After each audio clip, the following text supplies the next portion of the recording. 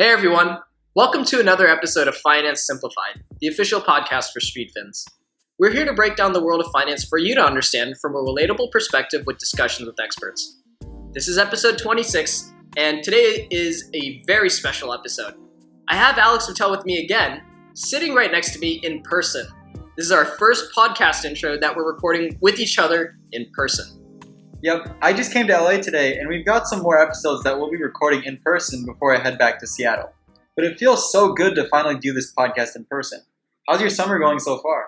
I've been pretty good myself. I just finished my summer class yesterday, so I'm looking forward to enjoying the rest of my summer until sophomore year starts next month. Awesome to hear. Now, as we mentioned in the previous episode, we're starting a Discord so that you guys can interact with us more directly, giving us tips and suggestions for new episodes and improvements, as well as being more engaged with a community of driven people who want to learn finance. We'll be active on this Discord, promoting various topics of the week to discuss and having more conversations around our episode's topics. We'll also be accepting shout-out requests on the Discord. If you'd like to join our Discord and start connecting with our community of listeners, check out the Discord link in the description. Email us at fspodcast@streetfins.com if you have any trouble with accessing it. We also want to remind you to follow us on social media at StreetFins on Twitter and Instagram for updates, and to sign up for our newsletter Finance Simplified for simplified weekly recaps, finance tips, and updates about the podcast. So Alex, this is part 2 of our conversation with decision-making expert Annie Duke on the topic of simplifying decision-making under uncertainty. What did we talk about in part 1? In part 1, we talked about the basics of decision-making under uncertainty, the benefits of thinking as a generalist, cognitive biases, and much more. We'll be getting more into the benefits of thinking in bets, the role of luck, flaws in decision-making, and much more.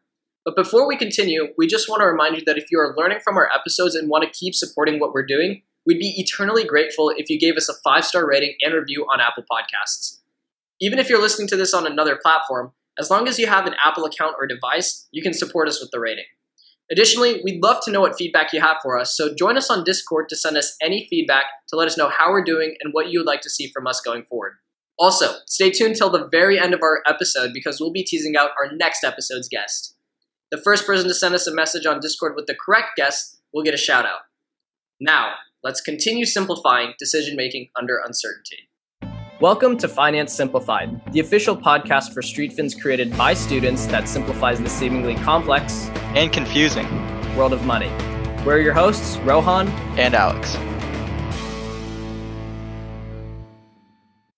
Okay, yeah, that was really extensive, and there were a lot of interesting things you said, but one of the most, I think, interesting things was you mentioned that with GameStop, for example, you can sort of be right long term, but not in the right, time of frame, maybe in the short term. And you mentioned that you talk to options traders, and I think that's really one of the issues with options is you can purchase, maybe a call option and it ends up that you're right, but 1 year later and you end up losing all your money. So I do think it's quite hard in that aspect.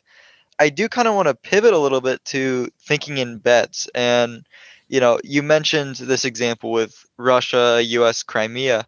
And that's sort of, a really high stakes example where you can model it out. But are there any fields where you think, maybe this method of thinking in bets works the best? Or are there any fields where, you'd be a little bit hesitant to use that model?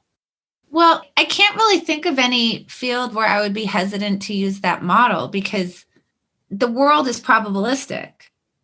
And most of what you're deciding about has some amount of subjective judgment that is going to be an input into your model of the world. And so once you're living in a world where there are probability distributions, then you're making bets based on the decisions that you make. Well, you can think about it this way. Every single decision that you make is a prediction of the future. And whatever decision you make, which is that prediction of the future, is a bet. So when Howard Marks makes a decision, he's betting on his particular probability distribution. And he's making a bet that his model of how you're supposed to react to that particular probability distribution is correct in the long run, is positive expected value. But that's true even for very small decisions. So when when people used to drive to work or when you had to decide when to go to class, you're making decisions the night before about what time do I need to set my alarm? What time do I actually need to leave my house in order to get to class on time? And that in itself is going to be probabilistic, right? So you're making guesses about how many times you might hit the snooze button. You're making some sort of prediction about how long it's going to take you to get ready in the morning, which then determines what's the probability that I'm actually going to leave my house at a particular time. It's unlikely you're going to leave the house at exactly the same time each day. So there's some distribution and you're building in some sort of cushion. How much cushion you actually build in is going to depend on another bet that you make, which is how bad is it if I'm late? So all of those things then cause you to make a bet on what time you need to wake up. And that's a bet that has stakes, that has to do with whether you actually make it to class on time, which then has real results for your life. Now, I know that that seems like a relatively small decision that you're repeating over and over again, and certainly doesn't feel like it has the stakes of making decisions about, how the US is supposed to interpret or deal with Vladimir Putin. But nonetheless, the sort of structure of that decision is the same. Now, where the question is if we understand that every single decision that we make is a bet on our forecast of what the future is going to hold and what our values are and what our goals are, that given obviously the resources that we have, which is time and money and so on and so forth, then the question just becomes a little bit kind of what are the stakes of the bet, right? What's the penalty for not perfectly maximizing our expected value or even maybe risking the chance that we might be negative expectancy? And the answer to that has to do with how much do you care if you make an error?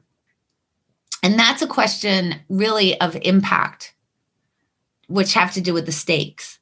So, and I kind of got at that of, there are certain classes where if you're late, it's really, really bad. And there are certain ones where if you're late, it's not so bad. So that has to do with the stakes. So in a case where it's really, really bad, you're going to spend more time thinking through all those things that have to do with whether you get to class on time.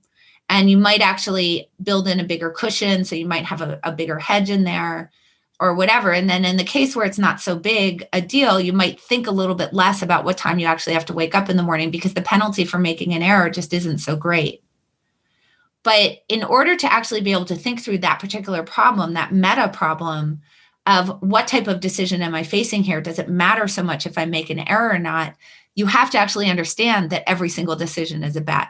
And you need to be thinking about everything that way, because then that gets you to start thinking about what are the stakes here? How much of a penalty is there for me being wrong? And that then allows you to manage how robust, how long, how much effort you put into any particular decision-making process, where the effort should be greater, the higher the stakes and the bigger the penalty for getting it wrong.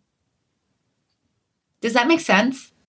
Yeah, that's a really powerful idea. And, I just think it's really interesting that you can sort of assign probabilities and deal values and bets on really any decision. So I think that's a really interesting way of sort of framing, even perhaps a perspective on the world. Think about you're on like Grubhub or something and you're trying to decide what to order, right? Well, you can't order from every single restaurant on Grubhub, right? So you just don't have the resources for that. Or really actually the stomach capacity to be able to eat all of that food anyway. So you have some sort of limited resource that you're going to apply. I assume you're going to only order from one place. And then once you order from that one place, you're going to order one or two things. So I know it doesn't feel that way, but just that act of ordering Grubhub is a bet. It's saying I have a particular amount of money to invest in this particular decision. And I'm sort of thinking about what are my goals? What are the things that I think that I like? That's subjective. What restaurant do I think is likely to give me the most satisfaction? Once I sort of decide what restaurant I want to order from, then it becomes a question of what dish do I think is going to most advance me toward my goal, which is to have a nice dining experience. And then I decide what to buy, what to order. So that in and of itself is a bet. Now, it's a bet that you shouldn't spend that much time on because the penalty for getting it wrong isn't very high. But you can see that when you step back from it, stakes aside, that is absolutely a bet. Investing money in the thing that I'm about to eat, I have a particular goal in mind, which is I'd like to, and maybe I want to be really healthy. It may be that I want to really have something incredibly tasty. It may be that I would like to try to maximize across both of those goals. And I'm trying to choose off of a menu and try to figure out what's going to most advance me toward my goal. And that is absolutely a bet. Yeah, that's fantastic. Thanks for walking us through that. And then sort of my last question through this series is we have these models that we've talked about, deciding about uncertainty, making probabilities for these events, thinking in bets. But sometimes I guess, and this is particularly true, I guess, in poker, is you can have luck and you just need that one card, down the river and it shows up. So how do you think about luck? How do you approach it? How do you view luck as something that maybe slips past your model? Is there any really way to account for that? Yeah, so the fact that you're creating a probability distribution in the first place is acknowledging luck. So basically, whatever you're doing, you're saying that I'm going to get a particular outcome. I'm going to get outcome A some percentage of the time. I'm going to get outcome B some percentage of the time. I'm going to get outcome C some percentage of the time. And then you're thinking about what is the knowledge that I have that's helping me to make that probability distribution. And then after you've actually made the decision, everything else is just luck.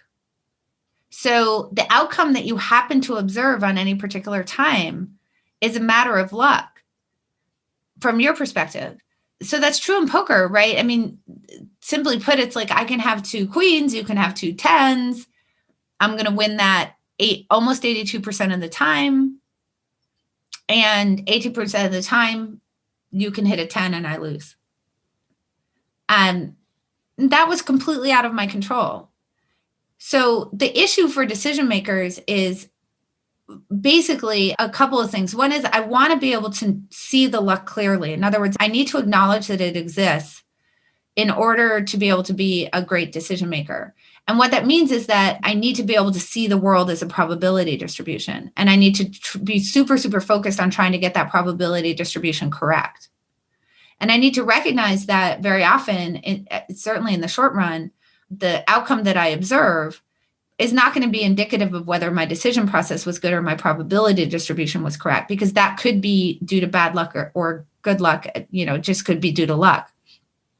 Now, the trick comes in with not over-indexing on that idea. In other words, you have to recognize in the short run that luck is really the main influence over the outcome that you happen to observe. But you also have to say, over what period of time would I have to see this outcome occur for me to then assume that my probability distribution was wrong, right? In other words, that I was missing something. And there's 2 ways to handle that. One is just sheer iterations. So if I flip a coin 100 times and it lands heads 100 times in a row, obviously I'm going to assume that my idea that this coin is fair and is going to land heads 50% of the time and tails 50% of the time is probably wrong. So that's just a sheer numbers game, right? So I have some estimate of what the volatility of this world is, and then I try to figure out how many iterations do I need for me to be able to actually say I need to adjust my probability distribution. So that's a numbers game. But then you also remember that there's an information problem as well. There's sort of twofold. One is that I know certain things about the world that are causing me to have this particular probability distribution. And when I think about how I think the world is going to unfold, I have particular predictions about that, right? So a simple example would be I might have some probability distribution about the way that the world will unfold because I think that Biden is going to appoint Janet Yellen, right? But then it turns out that Biden doesn't appoint Janet Yellen. Okay, so that would be where I have a prediction about why I think that there's going to be a particular probability distribution. But then there are things that I am saying will be true of the world that will cause that distribution to occur in terms of things that will happen with interest rates or whatever. that where I'm saying there will be things that will be true of the world that are telling me that that's why I think that interest rates are going to be distributed in this particular way. So now the trick becomes not just a time problem, but also understanding if I look back and I say, what are the things that I knew at the time? Was there information that I missed? And if there was information that I missed, I should want to reincorporate that and change my probability distribution. Or if the world unfolds in a way that I didn't predict, then I should also want to go and change my probability distribution. Okay, so those are the three ways that we would think about changing the probability distribution in order that you can see what the actual influence of luck should be, right? Like how often am I going to observe particular results? Where we get into trouble, circling back, is that when we so want to stick to our model of the world, is that even when new information reveals itself, we don't necessarily go and reevaluate our predictions of how the world is going to unfold. When we say that particular probability distribution that I had depended on particular things happening in between, like Janet Yellen, and then that doesn't happen, we still will stick with that probability distribution. And then what that means is that we aren't viewing the luck very clearly. So then what will happen is that we'll be making really bad bets on the future because we haven't adjusted our probability distribution.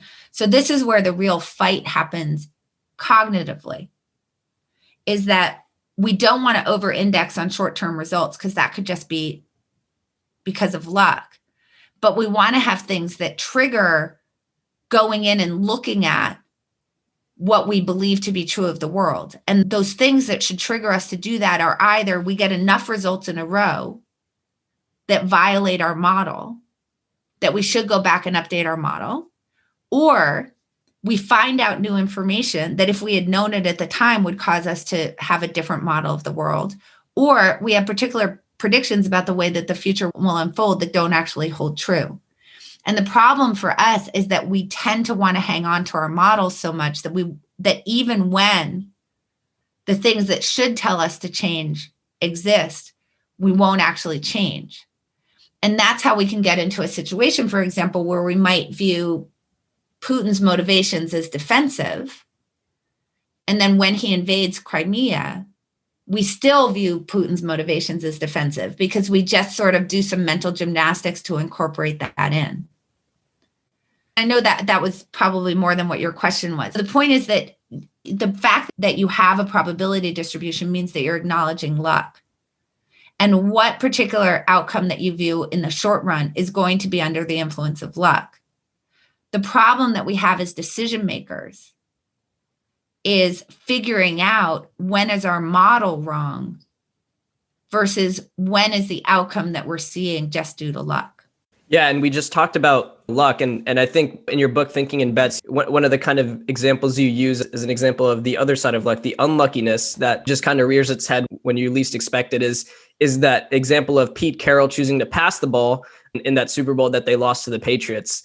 What do you make of this decision? A lot of sports commentators and analysts were like, why didn't he just run it? He had Marshawn Lynch. The running game was strong the entire game. So why didn't he just choose to run the ball when they were so close to the touchdown line and choosing to pass it instead? And so how do you view his kind of decision to pass the ball, the eventual outcome of it? And what does that kind of show us about so-called flaws in decision making? Yeah, so that particular play really demonstrates a really big problem in human decision making, which is called resulting, otherwise known as outcome bias.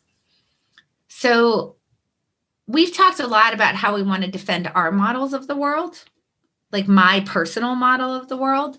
But it's interesting what happens when we're actually looking at other people and other people's decisions is that we tend to really pay attention to the way that it turned out, as opposed to getting deep down into whether the quality of the decision was good.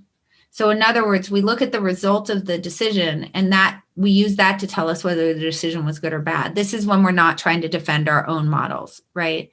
So if we're looking at Pete Carroll, obviously I didn't make the decision whether to pass or not. And so I have no skin in that game.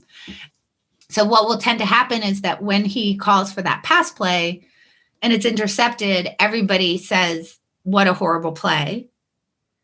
I can do the thought experiment with you. So imagine, everybody thought he was going to hand the ball off to Marshawn Lynch. So just for people who don't know, it's 2015. It's the end of the Super Bowl. The Seahawks are on the Patriots 1 yard line, so they only have to move the ball 1 yard.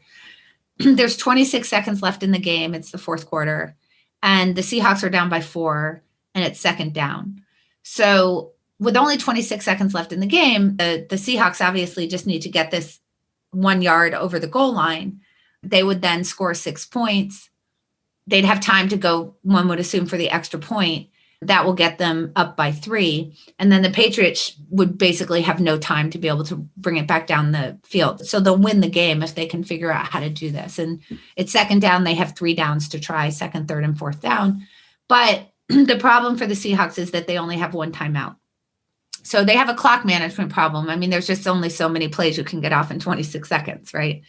The Seahawks have a player whose name is Marshawn Lynch, who's a really, really great running back. He's a particularly good midfield running back. And so the sort of conventional play there would be to hand the ball off to Marshawn Lynch, have him try to run through that line of Patriots that are standing there. So Pete Carroll does something super unexpected, and he actually has Russell Wilson, the quarterback, throw the ball to the corner of the end zone. It's intercepted. And of course, everybody calls him an idiot.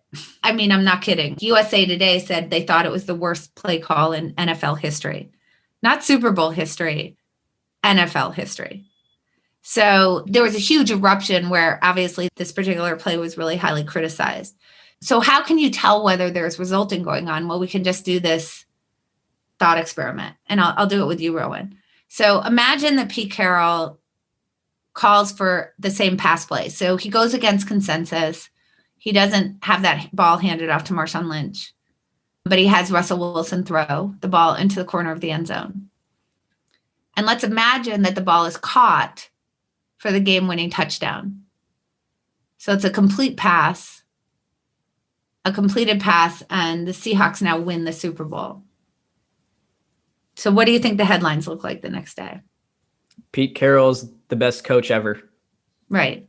So that's weird, right? Like nobody's saying worst play call in NFL history. Right.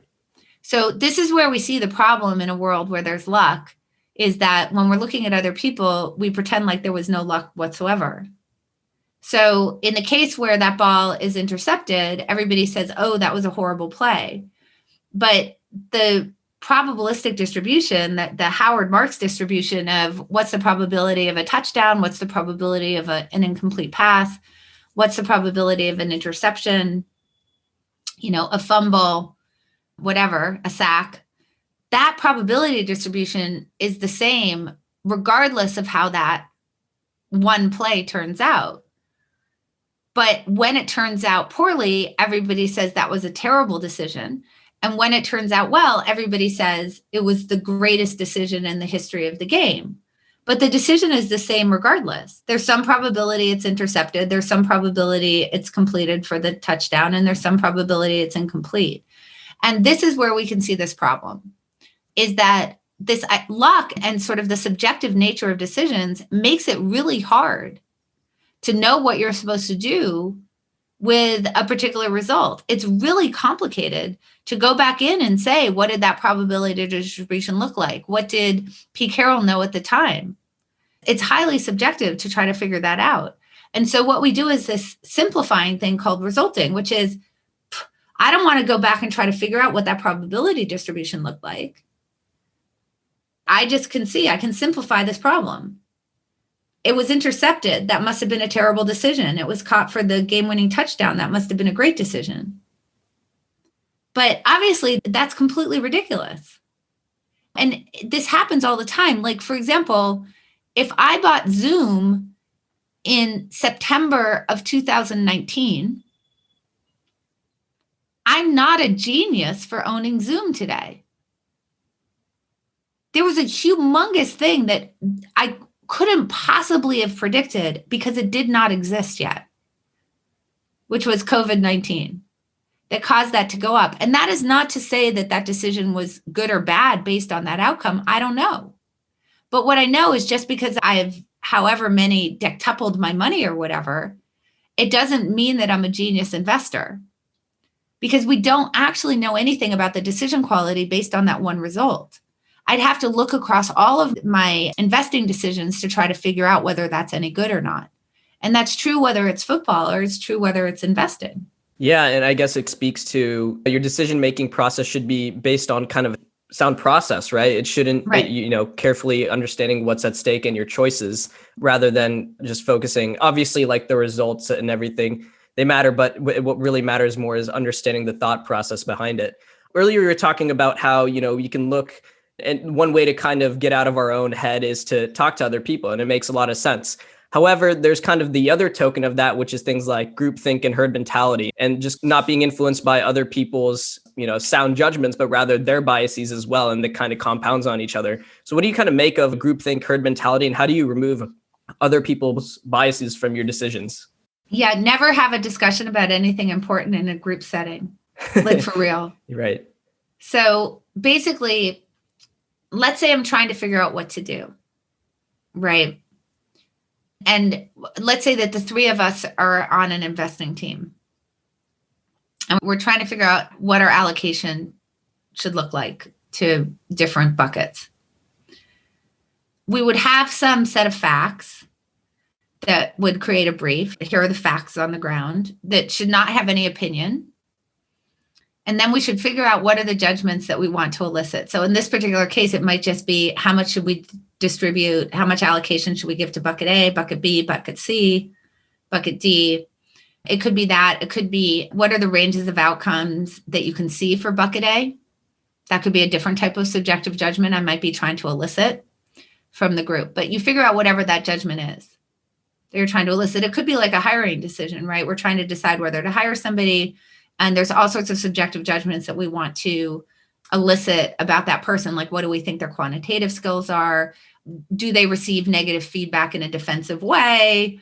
What are their leadership capabilities? We could divide that into even more granular subjective judgments. But whenever you make a decision, there's going to be particular subjective judgments, which are just opinions that you're trying to elicit. So we figure out what those are in advance. Here are the judgments that we're trying to elicit. So let's just take the simple one. We have three different buckets, and let's say that those three buckets are different risk mitigation strategies, right? Like we're trying to manage tail risk, for example. And so we have three different strategies that we can do in order to manage that. We're trying to figure out how to allocate across those three strategies. So what we do is each of us independently, away from each other, offers our judgment of what the distribution across those three strategies should be. And then we give a rationale for the distribution that we've come up with. Now, notice, I don't know what you're saying, Rowan, and I don't know what you're saying, Alex. And Alex, you don't know what Rowan's saying, and you don't know what I'm saying. And Rowan, you don't know what I'm saying, and you don't know what Alex is saying. So we're doing this independently. So each of us is saying, this is what I want to allocate to bucket A. This is what I want to allocate to bucket B. This is what I want to allocate to bucket C. And here's my 3-sentence rationale for why I'm doing that across each of these buckets. So now we then put that into some central location. All three of us can read each other's opinions in advance. And then we come into a room and we talk about where the dispersion of opinion is coming from. Now notice, how do you get groupthink there? You can't really, because you didn't talk about it in a group.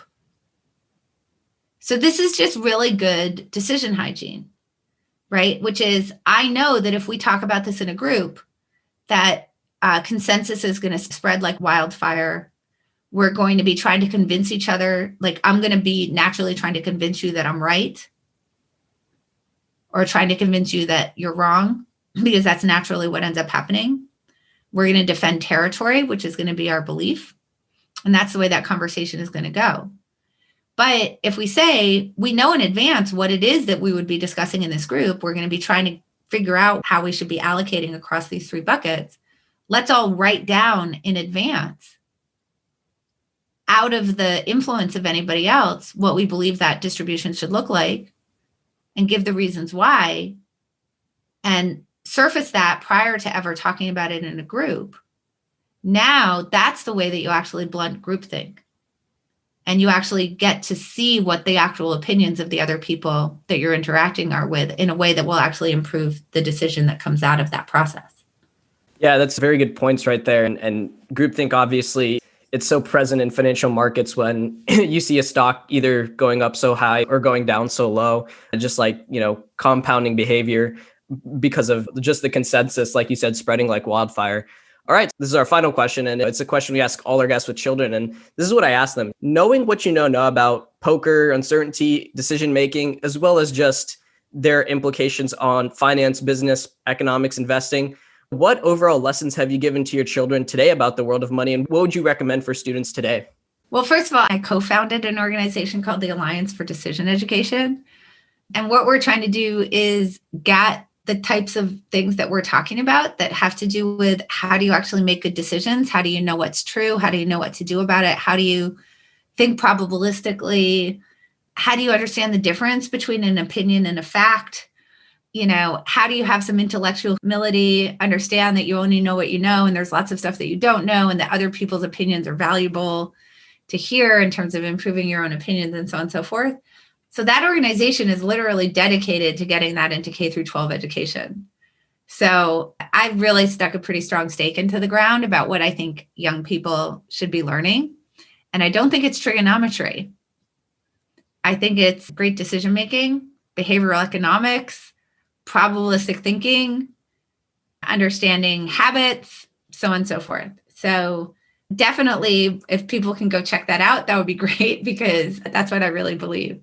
I think the thing that I really tried to get across to my kids was the difference between luck and skill. Like, what of your outcomes are coming from luck and what are coming from skill? Like, what's the real locus of control? And in what ways are you actually just suffering from agreement with the group? How much are you really wanting to listen to other people's opinions? How much are you exploring the different ways to look at a problem? And we had lots and lots of pleasant conversations, and occasionally not, because 14-year-olds can get very, very stuck in their belief and really take their belief on as part of their identity. But mostly I really tried to train them to be able to hear ideas that were different than their own, and really to be able to have a polite conversation about them. And, my son came over yesterday, and he's 23, and he comes over every Sunday so our dogs can play together. And every Sunday we have those types of conversations where we're talking about different ways to think about things, and lots and lots of areas where we actually don't agree, and we don't feel any less family for it. And I think that we all come away much better at thinking about the world, because we then can learn from each other. And I think that's the most important thing, is make sure that you are talking to each other in a way that you can really hear what they're saying and understand what they're saying. Don't assume that people agree with you, and actually try to find the places where you disagree, because those are the most interesting and informative places that you can actually have a conversation with somebody. Assuming, and I just want to say this, that they're acting in good faith. So I think there's lots of people who will disagree with you, but they're not disagreeing. They're not disagreeing with you in good faith. So you have to make sure that they're having a good faith discussion with you about it, which I think in politics, when you get at the extremes, I don't think people are necessarily acting in good faith. So I don't necessarily really need to have a conversation with you, except to understand why you're not acting in good faith, which I suppose would be informative. Yeah, that kind of advice transcends finance. And as you mentioned, it goes into the realm of politics, but also just, general conversations as well. And with that, Annie, it was really great to have you on, obviously to have you on to simplify something so foundational to behavior in general. And again, just beyond finance. And it was really great to have you on, and we look forward to having you on at some point in the future. Well, I would love to come back, maybe when my new book comes out. My next book is really, really deeply related to finance. So that might be a good one to come and talk about.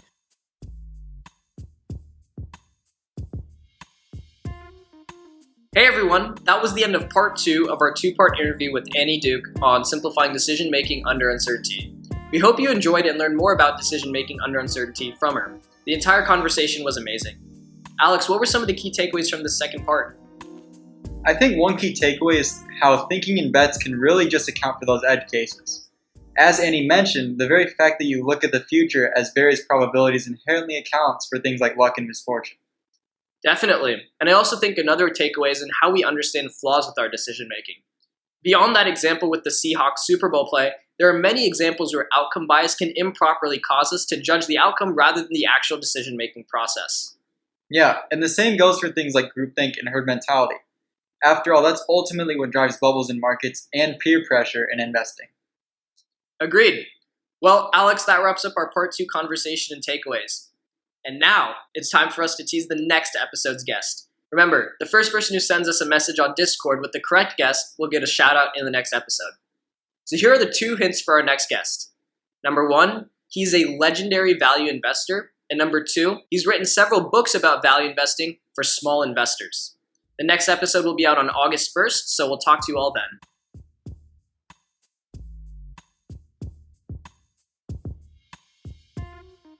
Hey guys, I want to thank you so much for listening to this episode of the podcast. It truly means the world to us. If you like this episode and others, let us know by subscribing and giving us 5 stars on Apple Podcasts and following us on Spotify. Share us with your friends and check us out on Instagram and Twitter, both at StreetFins. You can also follow me on Twitter at RohanInvest. If you'd like to get in touch with us, please email fspodcast@streetfins.com. Thanks once again to Annie Duke for her insights today. I hope you understand the topic of decision-making under uncertainty in a more simplified way. Once again, we're really happy that you're taking the initiative to learn finance and to better your future. If you haven't already, we highly encourage you to check out streetfins.com for articles, videos, and other content. Join the StreetFins community and tell your friends about us so that they can learn about finance too. We'll talk to you next time on Finance Simplified.